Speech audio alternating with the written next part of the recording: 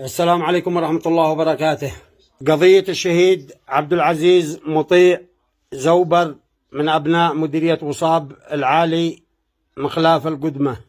القاتل عبد الكريم رشاد عبده سلام الذي قام في وضح النهار أثناء ما الشهيد رحمة الله تغشاه بيتكلم اللهجة التعزية، فأثناء ما كان بيتكلم بها مع زميله قال أنا أكره اللهجة التعزية، فمن كلمة لا كلمة هو قام شل سلاحه الشخصي وأطلق عليه النار وسط وضح النهار أمام مرأى ومسمع الناس.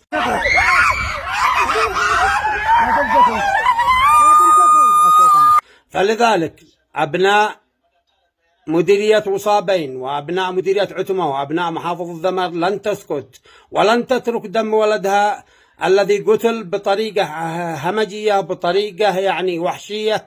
فلذلك نطالب الدولة والأجهزة الأمنية في محافظة إب، نطالب مدير أمن محافظة إب أبو علي الكحلاني بسرعة التحرك وسرعة تحريك الأجهزة الأمنية لإلقاء القبض على القاتل.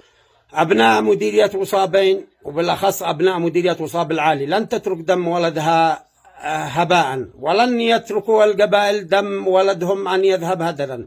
فلذلك نحن طلبنا مديرية ذمار بأكملها ومحافظة ذمار على الأجهزة الأمنية أن تقوم بعملها بملاحقة القاتل وزجه في السجن لينال عقابه الرادع الذي قام به من قتل بصورة همجية في وضح النهار، وقتله بشعة.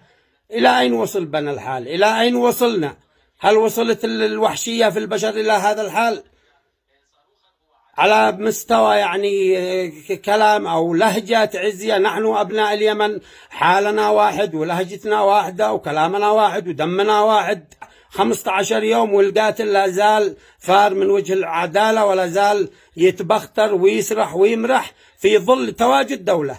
مطلبنا كقبائل وكأبناء محافظة ذمار وبالأخص في مقدمة الصفوف مديرية وصاب وأبناء مديرية عتمة بملاحقة القاتل وتسليمه إلى الأجهزة الأمنية.